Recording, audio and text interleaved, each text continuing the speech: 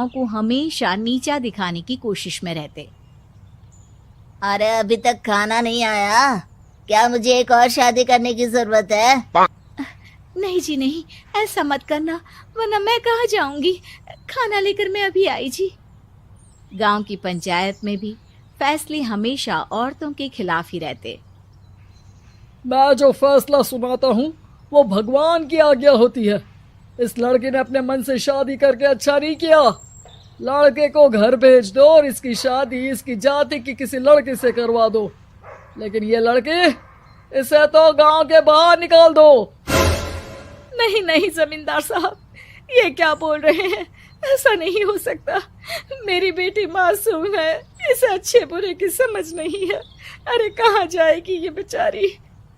कहाँ जाएगी? इतनी चिंता है तो पूरे परिवार का गांव निकाला कर देते हैं।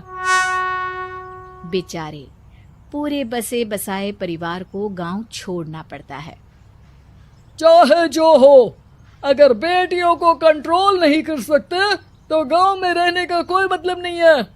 यहाँ औरतों को दब कर रहना होगा।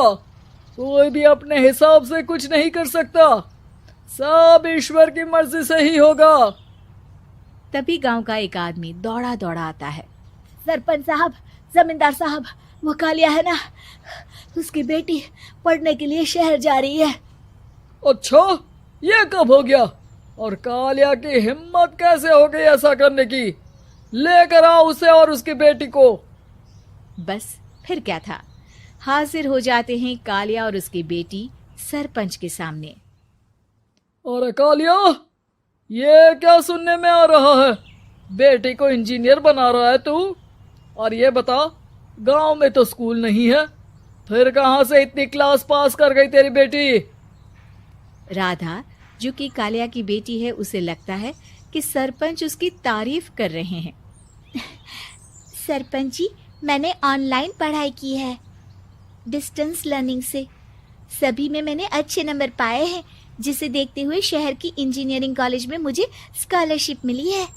वाह जी वाह, क्या होती है ये? पहले तो ये बताओ, फिर आगे की बात करते हैं। पूरा गांव राधा की बात सुन रहा था और राधा बोलती जा रही थी। तो ऐसे मैं फ्री में एक अच्छी शिक्षा लेकर गांव में जो कुछ परेशानियां हैं, जैसे बिजली, पानी और इंटरनेट जैसी समस्याओं के लिए काम करूंगी। मैं गांव को शहर से जोड़ने के लिए पुल का निर्माण करवाने का प्रस्ताव रखूंगी। मुझे पूरी उम्मीद है कि जल्द ही हमारा गांव भी तरक्की की राह पर चल पड़ेगा। राधा की बात सुनकर सारे गांव वाले ताली बजाने लगते हैं। सरपंच को समझ नहीं आता कि वो क्या करे। चुप रह नादान लड़की, गांव के खिलाफ जाने के लिए तुझे गांव से बेदखल कर दिया जाएगा, वो भी पूरे परिवार के साथ। और हाँ, अगर ठीक से गांव में रहना चाहती है तो ये पढ़ाई लिखाई छोड़ दे। हम तेरे लिए गांव का कोई होनहार लड़का देखेंगे। तभी गांव का एक आदमी बोल पड़ता है। अरे नहीं नहीं सरपंच जी, राधा बिटिया जो बता रही है, अगर वैसा हो जाए तो हम लोगों को पैसा कमाने के लिए बाहर नहीं जाना पड़ेगा। हाँ जी, और ना ही कोसों दूर पानी के लिए भटकना पड़ेगा। हमारे बच्चे भी अच्छी पढ़ाई कर सकेंगे और आगे बढ़ेंगे, ना कि हमारी तरह खेती करते बैठेंगे। क्यों गांव वालों, राधा बिटिया का साथ देना चाहिए ना। सरपंच देखता है कि गांव राधा के साथ है तो वो चुप हो जाता है। वो घर आकर अपने सलाहकार से बात करता है, जो बहुत ही चालाक किस्म का इंसान होता है। अरे सरपंच साहब, आपको बहुत ही होशियारी से काम लेना पड़ेगा। एक बार गांव तरक्की कर गया, यहाँ के बालक पढ़ लिए तो कोई ना पूछेगा आपको। और फिर ये जो बेटा और बेटी है ना आपके, इनको भी आम लोगों की तरह ही जीवन जीना होगा। हाँ, लेकिन करे तो क्या करे? वो ना आप मुझ पर छोड़ दीजिए, बस मैं जैसा बोलूं करते जाइए। अगले रोज सुबह जब गांव वाले सोकर उठते हैं तो राधा के घर के बाहर और साथ ही वो लोग जिन्होंने राधा का सपोर्ट किया था, उनके घर के आगे लाल रंग से कल आऊंगी लिखा होता है। कल आऊंगी। यह क्या होता है? अरे यह तो खून से लिखा है, लगता है कोई भूत प्रेत या चुड़ैल का साया है। चलो सरपंच जी के पास चलते हैं। सभी सरपंच के पास जाकर उसे सारी बात बताते हैं। अरे ये तो बड़ी मुश्किल की बात है। चलो मैं एक बाबा को जानता हूँ, उन्हें बुला लेता हूँ। सरपंच बाबा को लेकर गांव के घर के बाहर जाता है। ओहो, तो ये वो चुड़ैल है जो उन लोगों को निशाना बनाते हैं जो गांव को बदलने का सपना देखते हैं। वो गांव को ऐसे ही संपन्न देखना चाहती है। वो नहीं चाहती कि कोई बाहरी यहाँ का कायाकल्प करे। क्या तुम लोगों में से किसी ने गांव को बदलने की सोच रखी है?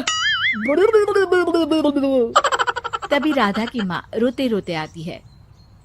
मेरी राधा घर से गायब हो गई है। अरे कोई तो बचाओ, मेरी बच्ची कहाँ गई?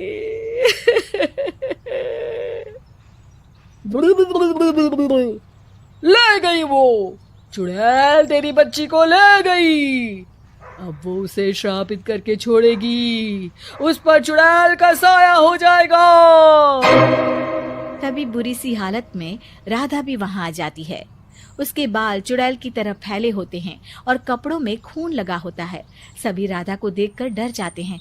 माँ, पता नहीं मुझे कौन उठा कर ले गया था। अरे दूर हो जा चुड़ैल, अब हम लोग इस गांव में नहीं रुकेंगे। अरे कैसी बातें कर रहे हैं आप? कल तो आप मेरे भरोसे गांव का हुलिया बदलने, अपने बच्चों को पढ़ाने और तरक्की उन्नति की बात कर रहे थे, तो आज क्या हो गया आपको? ये फिर तुम लोगों को बहकाएगी। ये चुड़ैल गांव में आ चुकी है, ऐसे ही ये तुम्हारे घर के बच्चों को भी ले जाएगी। गांव वाले राधा को गांव से बाहर निकाल देते हैं। उसके माँ बाप रोते रहते हैं, लेकिन गांव वाले नहीं मानते।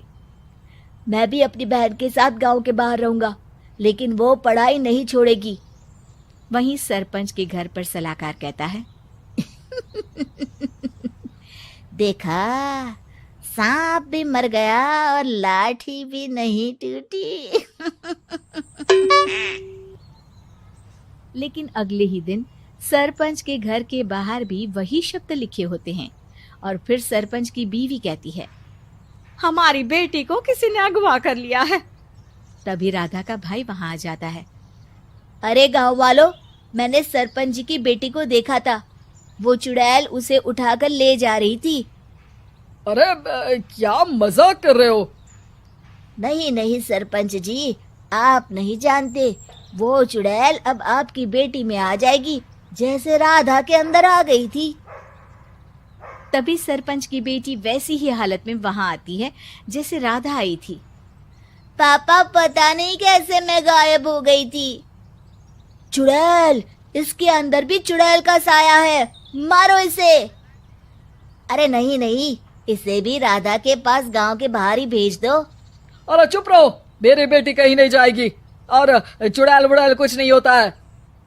अरे कैसे बात कर रहे हो सरपंच जी?